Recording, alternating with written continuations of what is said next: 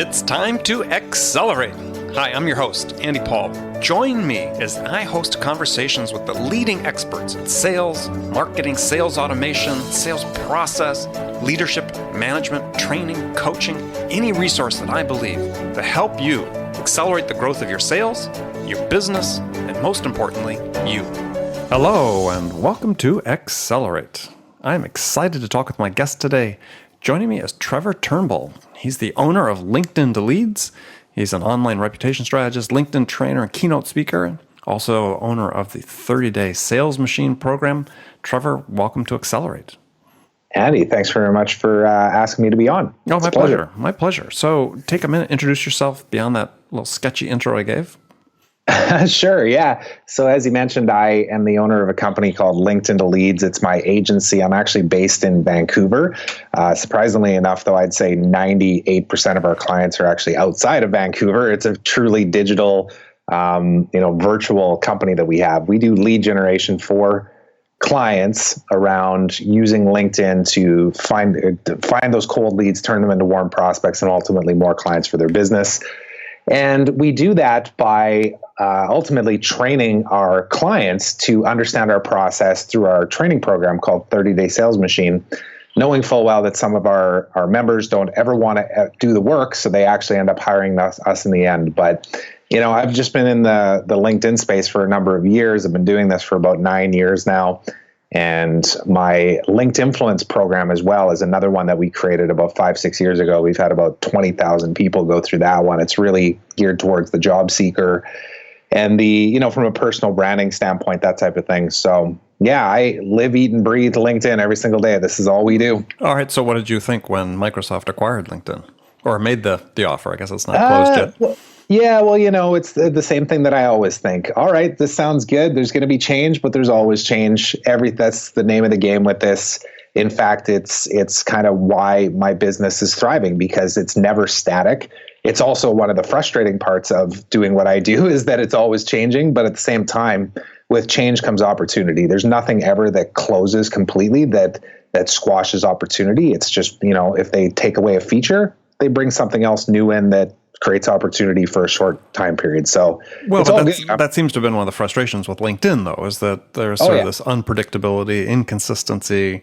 Oh yeah. What is this? Is it a sales tool? Is it not a sales tool? Is it so sure. From your perspective, somebody that's, waist deep in or up to your armpits in it all day after day after day, what do you sort of see coming? Do you see some, attempts to sort of rationalize the way the product is structured, maybe how it works with or doesn't work with CRM packages? I mean, what do you see coming for salespeople? Well, forever LinkedIn has wanted to be a true, sales CRM, and especially with their Sales Navigator tool, they've attempted to kind of, be the one-stop shop for that. And I know they've made a really strong push to actually have sales teams out there pitching and selling their Sales Navigator program. And it's been slow to adoption just because people are used to using their own CRMs and they want to integrate it with Sales Navigator. And of course, nothing does. Mm-hmm. And if it does, though, like Salesforce, there's still some ties in there, or there used to be. It's such a closed environment. Is it ever going to be open? And it's super expensive if you want to go down that path, right? Sure. So I actually really make a good living because I'm able to be completely independent. I don't work for LinkedIn. I don't, sell their programs or anything like that. I just look at it as a tool, a massive database of opportunities where then you need to implement practical solutions to be able to get in front of your target audience on a consistent basis, build relationships, and close more business over time. Because with my strategies that I teach, I don't ever claim to shorten a person's sales cycle. If it takes you 6 weeks or 6 months or a year to close a deal, I'm not going to shorten that. But what we can do is put you in front of the right person at the right time using a tool like LinkedIn, where you might never in any other way be able to get in touch with that person. So, well, and I think that's sort of interesting, and I sort of noticed that when I was reading your blogs and looking at your materials in preparation for this interview, is that for a LinkedIn expert, you sound a lot like a traditional sales guy. Well, that's my background, right? I actually have a university degree in marketing and then never used that degree. Went straight into sales in 2003. And I learned the old school way. I was taught by a very traditional sales manager who said, here's the Yellow Pages book, start making phone calls. And I did that for years and was successful at it too. But the times have changed. And quite frankly, I hit a wall about 3 or 4 years into doing that. And I said, there just has to be a better way. I discovered LinkedIn in 2009. And, ever since then, I've been trying to figure out how to use it most effectively to warm up those calls so that you're not having to make cold calls again. Yeah, I mean, you had written an article saying that you don't need more leads to close more sales. And again, I thought it was interesting coming from a LinkedIn expert because, quite frankly, some of your peers and sort of let's call it the LinkedIn ecosystem of trainers and so on, would have you sort of believe that it's not like it's really selling, right? But social selling has the word selling in it for a reason. I mean, you have to sell. Absolutely. And, I think that's why because I've actually had opportunities to work very closely with LinkedIn and with different platforms and that type of thing. But I always have chosen to stay independent in this way because there's no one magic formula that works. But definitely in teaching people how to use LinkedIn, I teach it in a way that's very respectful in the way that you're reaching out and connecting with people. It should be a very human to human experience. And you do have to sell those still. And that's why I wrote that article, is because I find a lot of times people get caught up in generating the next lead. They always got to keep the pipeline filled and they don't focus on the people they've already spent time warming up, you know? And they lose those old school skills that are still important. Phone calls and face-to-face meetings is how business is still done. So you can't avoid that. Exactly. You got to combine it.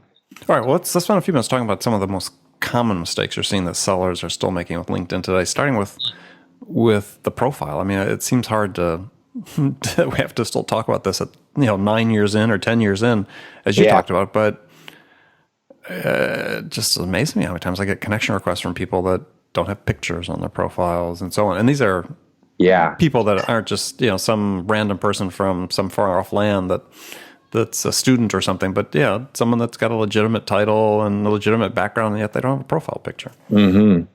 Yeah, and that's about the basics, as you say, is, make sure you get that good photo on there and it's professionally done and all that. But even beyond that too, I find that people still look at LinkedIn like an online resume.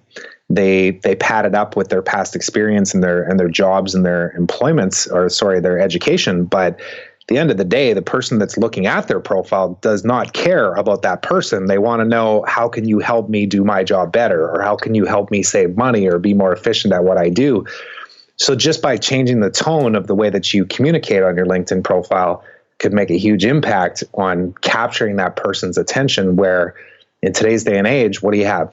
6 seconds, if that, to actually capture somebody's attention. So we actually teach to be laser focused when you do campaigns with LinkedIn. So even if you sell whatever, insurance or cars, or it doesn't matter, if you are being specific to one type of person, one industry, one role type in your headline, in your summary, that's what speaks to that person, not I'm the jack of all trades and I work with every industry out there, because that doesn't resonate. You're just another person in a big pond, right? You're another fish in a big pond.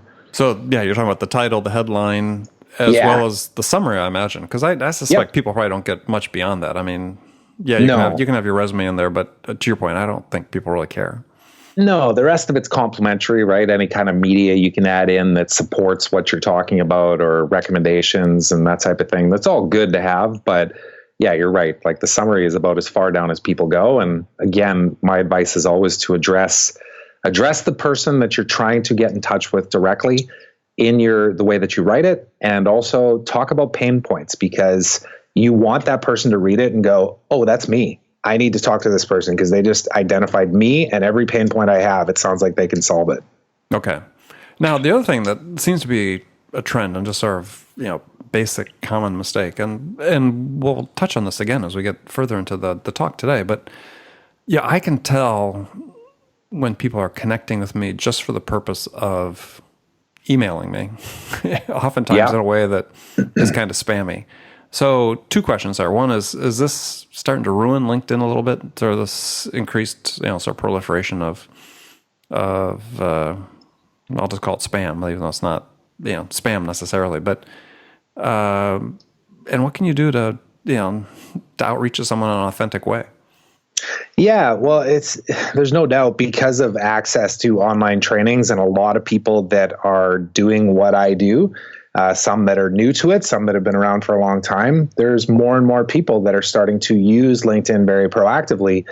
But I still find that a lot of times people do it the wrong way, which again, you already mentioned it before, but I don't advocate that you actually sell anything on LinkedIn. It's not what it's for. It's not a sales tool per se. It is just a piece of the puzzle that allows you to access the database that includes all the people that you want to connect with. Mm-hmm. Everything that we teach around connecting with people and even follow-up messages has nothing to do with sales. Unless, of course, you're in a specific type of job role. Like, I'll give you a good example. I used to work in the sign business. I used to sell large illuminated signage. And my clientele was 3 types of people. It was architects, project managers with construction companies, and engineers. So like signs, company's name on the side of a building.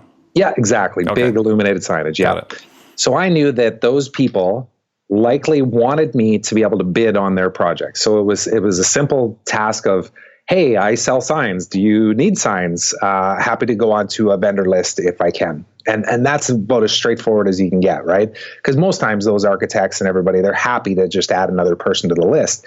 But that's not everybody that uses LinkedIn. Most people, if they approach that way and say, hey, I do marketing consulting, or hey, I sell insurance. Do you need insurance? Of course, you're going to get ignored because you're one of thousands of people doing the same thing. Instead, you need to look at it with a longer term perspective. And that's where a lot of people get lost. And I don't know if you or your listeners follow Gary Vaynerchuk at all or not. I'm sure many do. I do, yes. Yeah, for sure. And Gary always talks about, being patient and playing the long-term game. And you have to do this with LinkedIn too. LinkedIn is just another source. It's another tool to find the people that you want to connect with. But if you try and sell people on LinkedIn within 1 or 2 messages, it just doesn't work. It just doesn't work. But if you can use it in a consistent way over time and build relationships and actually position yourself as an expert. There's an interesting stat that says that I think it's a buyer is 57% of the way through their buying decision before they ever reach out to a salesperson to have a discussion. Right. That comes from CEB, the Challenger salespeople. They come up with that data, right? Yeah, for sure. So, your LinkedIn profile and then the media that links to a landing page that then puts a person on an email list that then introduces them to your podcast, that then gets them to sign up for a webinar and then buy your product or service. That's the cycle now that people buy it. They do their research ahead of time. So they don't even want to hear from you before that. So you have to take a look at LinkedIn as just another lead channel, another source, medium to be able to get in front of the right people. And that's really the most powerful part about it is that all of those people define exactly who they are. They fill out their profiles to tell you their role in their industry and their experience and everything else. And that's why it's so powerful. Okay, so sort of interesting you bring that up. So it's an investment. You have a program called the 30-Day Sales Machine, which sounds like very short term as opposed to being patient and long term. So tell us about that a little bit. So how are you squaring those 2 things? Yeah, so the 30-Day Sales Machine, we named it that instead of the 30-Day LinkedIn Machine because, again, we know that this is more about a full marketing mix, LinkedIn being the main source to be able to find the right people that you want to connect with. And the 30-day aspect to it is that I know myself and our members and people that watch our webinars and whatnot too, they like to do things in short spurts. So people will execute a campaign for 30 days and then allow the opportunity for those replies to come back in. So we always do everything in 30-day cycles because typically, if we run a LinkedIn campaign, we're identifying, say, up to 1,000 people that might be potential clients or referral partners or whatever it might be. Mm-hmm. And when sending connection requests to that many people, you can only really do up to 50 per day before you kind of hit limits on LinkedIn. That's kind of the max you can do. So to do 50 a day, it takes 20 business days to do that. And then the last 10 days of the month, you're replying to the responses that are coming in. So everything kind of ties into that 30-day concept. Now, some of our members that go through the training actually do see quick results because they happen to get in front of the right person at the right time. And that person says, I am looking for what you have to offer. What great timing. but it doesn't always work like that, you know? So we don't ever claim that you're guaranteed to get results. What we do claim is that if you don't start now, you start in 3 months from now, you've missed out on opportunities to at least create that awareness that your products and services do exist, and of course, stay ahead of your competition. Mm-hmm. Well, let's walk through the program a little bit. So you start with setting the foundation, which I thought was really interesting in that you really get down to the detail about email and other settings in LinkedIn that I think most people probably really ignore. Yeah. So the foundational part that we get into at the beginning is really necessary so that you don't get overwhelmed as to what you're trying to accomplish and how you can manage it effectively. Because we recommend that people set up a dedicated email for LinkedIn so you can filter all the messages that come back to it. It ends up in one inbox. Otherwise, it's just info overload. The interface of LinkedIn is not very great for searching and tagging and creating folders. You just can't do that. So you need another way to organize all that stuff. So we make sure that people, when they get started, they have the foundation set up to be able to manage an effective campaign once it starts to scale, because everybody's busy. So to add, hours worth of work on their day is just not realistic. You need a way to manage it effectively. Yeah, I mean, I was just interviewing Jill Conrath, and by the time this episode airs, her interview will have aired, and about her new book, which is, how do you gain hours in your day as opposed to how do you spend more hours in your day?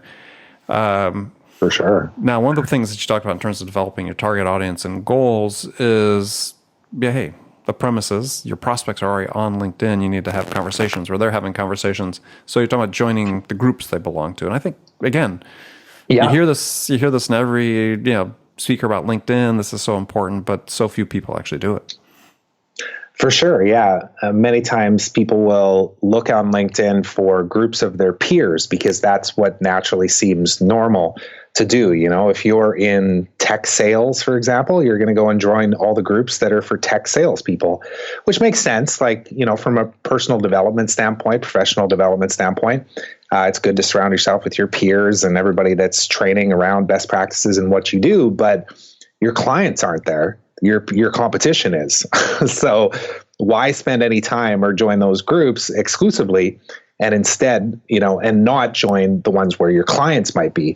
Now, there's a way to go about doing that. We actually teach people how to request to get into these groups and then follow up with the administrators of those groups, because they're no longer open. You can't just join a group on LinkedIn. You have to request to join every single group that's available in the public domain. So, it's a really simple strategy. We just teach people, just reach out to the admin and tell them genuinely why you want to join.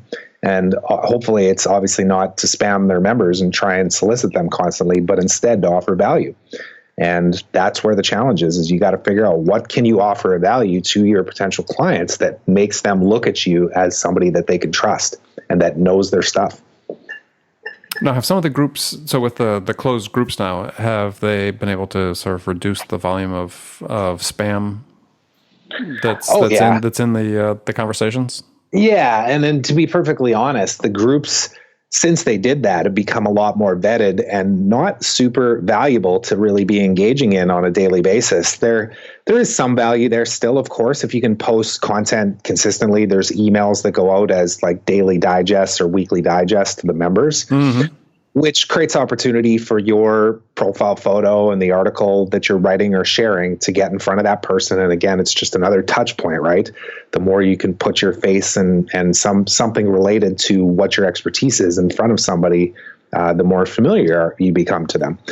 But yeah, there's no doubt it cut down on it. In fact, I manage a LinkedIn group called the Sports Industry Network. I'm not actively managing it anymore because I don't really work on that side of my business as much anymore, but we have over 200,000 members in that group, and there is thousands of posts every single day. And I guarantee you 90% of them get overlooked. But those people are now connected to each other within a common area where, especially for the job seekers, like you want to get a job in sports, join the Sports Industry Network group on LinkedIn, because everybody that you want to get hired by or position yourself in front of as somebody that is passionate about sports marketing or whatever it might be, they're in that group. So what a great lead source to be able to find the right people to connect with. And they have to contact you to get in. Yeah, they do. and from a group owner perspective, it's really overwhelming, especially when you get to that kind of volume. It almost becomes like a part-time job for somebody on my team to manage the requests of people joining that group. But, there could be worse things that a person could have aside from building a 200,000 person group. So it's not a bad thing by any means. Not a bad audience at all, right? Yeah, absolutely. All right. Absolutely. So further in the 30-day sales machine is using saved searches and other techniques to build your target prospect list. So yes. Again, a lot of people aren't aware that you can use saved searches on LinkedIn. Why don't you talk about that for a second? Sure. Yeah. So when we tell people to set up their LinkedIn campaigns and they get really defined and specific about their niche, like say recruiters, for example, I speak with recruiters a lot that, they'll do placements in the tech industry, in healthcare, in whatever, manufacturing, IT, all these different things. And when they do a LinkedIn campaign, they try and be everything to everybody instead of focusing on one specific area. So if we narrow down to say healthcare, there's a lot of healthcare groups out there where potential employees and potential employers are both in those groups. And of course, you can save searches within LinkedIn. If you really define your searches to say, 500 to 1,000 people, you can actually pull those up and then run different tools to automate the process of viewing profiles along the way too. And that gets you laser focused again, where, if you do tweak your profile to say, I specialize in placements for the medical industry, or I specialize in working with medical startups that are looking for top talent to grow their business. Now, every touch point of what you do, them looking at your profile and seeing your connection request and your follow-up message and all your supporting materials is all about one thing, which is relevant to them. And that is what separates you from the competition. So you said there were tools to automate profile viewing? There is, yeah. There's a number of tools that are out there that you can use in that capacity. And the reason I ask is because one of the tactics you talk about is to build awareness, is to go view people's profiles, thinking that they're going to view you back, right? Absolutely, yeah. Because it's one of the things that separates LinkedIn from all other social accounts is that you can actually see who's looking at you. The problem is that a lot of times people don't take advantage of that. They don't see that as an opportunity to really get very targeted and have the right people looking at you. And therefore, when you're reaching out to relevant people, not just people that randomly happen to have come across your profile. Mm-hmm. Interesting. Yeah, I think that one's overlooked quite a bit. Is for sure. To get people to view you, go view them. Yeah, exactly, right? It's definitely the most powerful feature of LinkedIn and by far the most popular. People love looking at that section just to see who's checking them out, Yeah, no, absolutely, but yeah. I bet you 99% of people don't ever respond to them, though. They just go, oh, this person looked at me. I wonder what they want. And then they don't do anything about it. So being proactive about that and knowing what to say, that's half the battle, right? So let's talk about that, because sure. This is what I brought up earlier in the conversation is the the sixth sense. When somebody requests a connection, I said, I know within a day I'm going to get an email from this person via LinkedIn. Sometimes it's 2 days, but invariably, I'm right on. So there are two types of messages. Let's say one for a connection request that doesn't set the spine tingling, and follow-up messages. So what's the key to a good connection request? Sure. Well, what I like to call it is actually the permission method. So there's a basic template when you choose to connect with somebody on LinkedIn that says, let me actually just pull it up. I always forget exactly what it says, but I've got it right here. Oh yeah, I'd like to add you to my professional network on LinkedIn, and then your name, right? So it doesn't address them by name. It's very impersonal. It's like everything else. That's the standard one, basically. That's the standard one, yeah. And in fact, if you send that one, now the way it shows up in a person's inbox as an incoming request in their LinkedIn account, it doesn't even show any kind of message. It just sends it to them and doesn't show that message even. So it's even more useless. So what I recommend to do is to customize that message, but very simply though, like it doesn't need to be much. In fact, you only have 300 characters to work with, but I'll read one out to you for an example. So, thank you for visiting my profile. If you're doing this in trying to connect with people that look at you, you acknowledge, first of all, that you notice that they looked at your profile. You might even say that, hey, I noticed you looked at my profile after I looked at yours. It depends on your comfort level of how you want to address that. But secondly, I'm looking to expand my network in the blank space here in blank, wherever that might be. So nonprofit space in Vancouver, or, tech space in San Francisco, or whatever it might be. So again, it's very general. It's just about networking. There's some value there, obviously, in growing your network. Hopefully the person on the other end sees that value too.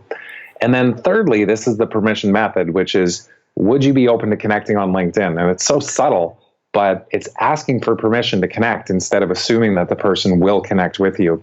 And we've sent thousands of connection requests ourselves for our clients, and easily this gets us 60% higher response rates consistently. And it's such a subtle little tiny thing. And, when I tell people this on webinars, they go and do it, and they're just shocked as to how much better the response rates are by just tweaking that one little line. Okay. So now then the follow-up message.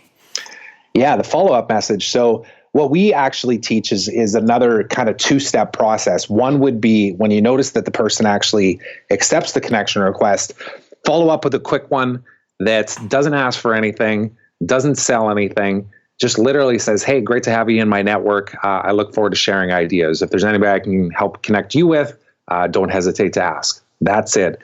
Just be true to the word of what you actually requested in your connection request. So don't try and sell anything. Don't be pushy. Don't, offer to help, offer value. And then, as you said, and there is a formula to this, within 2 to 4 days type thing, you do want to follow up again, especially if you're trying to get the conversation started with that person.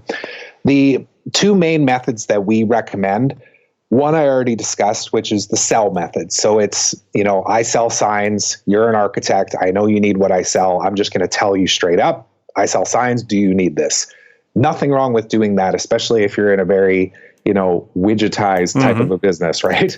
But most people are, service-based. And if you approach somebody like that, like, hey, I do web design. If you ever need any web design, give me a call. You're not going to get a response from that unless the timing is absolutely perfect and they need something like that. But that's very rare, right? People don't want to be sold to that way. So we actually use what's called an ask method. And there's programs out there actually that speak to this. We've been using this strategy for years now, but just put a name to it actually. And what it refers to is just start to open up the conversation of addressing pain points of that person, because that's what's going to allow you to start to get a conversation going. So address, hey, I'm thanks for connecting with me. I looked at your profile. Looks like you're doing some great work. And I'm looking to get some feedback from, decision makers like yourself on challenges that they're facing with, and I'll use the bookkeeping example again. So, here's some of the issues I'm hearing commonly from your peers on bookkeeping. So bookkeeping is a manual process, very time consuming. There's a high turnover rate of bookkeepers. It's hard to keep good ones on staff. Does any of this resonate with you? Or is there something else that keeps you up at night? It's an open-ended question. It allows the person the opportunity to go, yes, I do actually have that issue, and I'm glad you asked, and here's my feedback.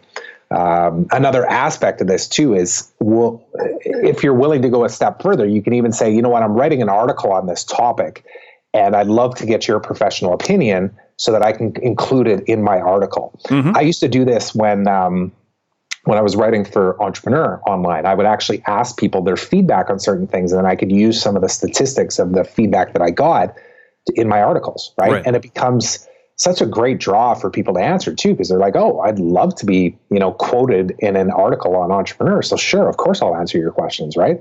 And again, it all ties back to expertise. You're trying to position yourself as the person that they can trust, because how else do you separate yourself when you sell insurance as an insurance salesperson? You can't. Everybody sells essentially the same thing. Right.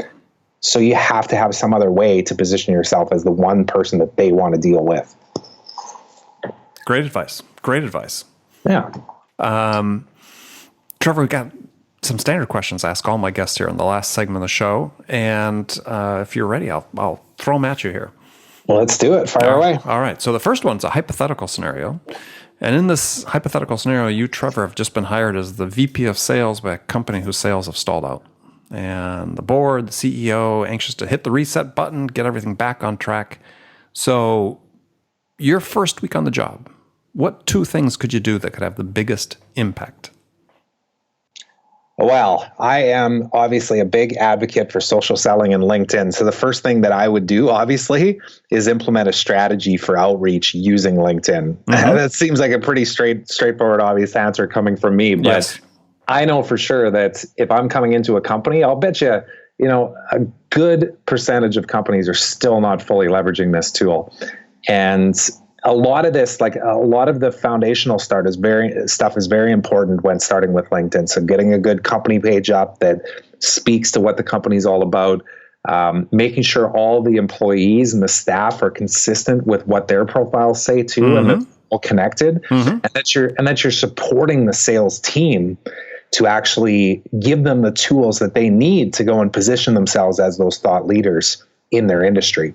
So I would implement those types of things because not only do they help in the long term, but you can see some very quick turnarounds as well, where if you do it now, it's not too late. Like you haven't missed the boat by starting to implement these strategies right now. In fact, you'll probably be ahead of your competition. So that would definitely be the first thing that I would do moving in with a new company. Okay, perfect. Loved it. All right, so some rapid fire questions. You can give me one-word answers or elaborate. And the first one is, when you, Trevor, are out selling your own services, what's your most powerful sales attribute? Oh, wow. I would say authenticity. I'm an open book. If you Google my name or you look at my profiles, you'll see that I'm a genuinely good person that's in this to help other people, and overly polite, of course, because I'm Canadian, Because and you're that's Canadian, just how of course, right? But yeah, that's definitely it. It's just I'm authentic. I pride myself on being very transparent and authentic with who I am, because I end up attracting the kind of people that I want to work with, not the ones that I know I can't help. Okay, perfect. Next question. Who's your sales role model? It's not one person in particular, to be honest. I follow a number of people online. I can even throw a few names at you. Sure. Grant Cardone would be one from a certain aspect. Like I say, I don't adhere to one particular philosophy, but I really like Grant because he's the kind of guy that keeps you motivated and keeps reminding you that, you know what, nobody else is going to do it. You got to step up and wake up every day and go and do this, and for the right reasons too, for your family, for your own livelihood, and living the kind of life you want to live and the impact you want to leave. So Grant would be one. Eric Lofholm is another individual that I actually work very closely with. Eric's philosophies on sales scripting and approaching things from a very, I'll use the same words, authentic, truthful way. I really like the way that he approaches things, and we use a lot of his training in our programs. And yeah, there's really a lot of different people. I mentioned Gary Vaynerchuk already too. Like Gary's great for motivation, but he's also really great at being truthful. I think that I don't try to sell to everybody. I know that there's a lot of people out there that might not resonate with the way that I teach, but there is a lot that do too. And it's a really big world out there. And I'm more interested in helping the people that really want to buy into what I'm selling and how I can help their business. And the rest of it, life's too short. I get to leave that behind. All right, I agree. Okay. What's one book every salesperson should read? Oh, what is one book that every salesperson should read? You know what? I'm going to mention Eric here again because I'm such a fan of this book that he wrote here recently. It's called Sales Scripting Mastery. It's the subtitle on this is The 7-Step System for Consistently Delivering Successful Sales Presentations. It's a lot of S's in there, but it is really great, especially for what we teach too, because everything that we teach is all about scripting and the way that your messaging gets delivered, right? And the timing of it. And how's Eric spell his last name? Lofholm, Lofholm. Awful. Okay. Yeah, he's easy to find him when you just do a Google search. He's written dozens of books, number of them bestsellers. And this Sales Scripting Mastery is a newer one. It's one that I recommend to all of our members of our 30-day sales machine. In fact, we give away this as prizes constantly to our members. So we'll ship them out copies of this book because, like I say, it's such a compliment to what we already do. Okay, excellent. Good. Definitely going to check that out. It's on the list. And last question for you is, what music is on your playlist these days? Holy man, you know what? I don't even listen to that much music, to be honest with you. But you know what? I do have. I have a YouTube. I'm a big fan of favoriting my favorite songs as they come up. So let me pull it up right now. I'll tell you exactly what is on here right now. Usually it's chill music. Like I'm about to head to Thailand here in a couple of weeks, and it's check out for a little bit. So it's any kind of music that's, reminds me of the beach. I'm going to go with Bob Marley. Anything Bob Marley at this point right now is what gets me into a chilled mindset. Bob it allows Marley. me to work too. So. All right. Perfect. Love it. All right. Well, great. Well, Trevor, thanks for joining me today, and tell the audience how they can find out more about you. Sure. Well, if you can just Google my name, of course, Trevor Turnbull, Turnbull, and you'll find everything you need to know about me. You can find me on my website at the same name. And then, of course, if you want to check out all the trainings we have on LinkedIn, just go to linkedintoleads.com. There's a variety of free stuff, free trainings, tips. We do webinars on a frequent basis. And then, of course, you can go to 30daysalesmachine.com if you want to learn more about our program and how it works and how you might get involved with us in helping turn those cold leads into warm prospects and more clients for your business. That is our goal in helping every single client that we work with. So thanks again for your time. I appreciate you having me on. Oh, my pleasure. And thank you. And remember, friends, thank you for taking time out of your day to join us today. And remember, make it part of your daily routine to deliberately learn something new to help you accelerate your success. And easy way to do that is take a minute, subscribe to this podcast, Accelerate. That way you won't miss any of my conversations with top business experts like my guest today, Trevor Turnbull, who shared his expertise about how to accelerate the growth of your business. So thanks for joining me, and until next time, this is Andy Paul. Good selling, everyone. Thanks for listening to the show. If you like what you heard and want to make sure you don't miss any upcoming episodes, please subscribe to this podcast on iTunes or Stitcher.com. For more information about today's guest, visit my website at andypaul.com.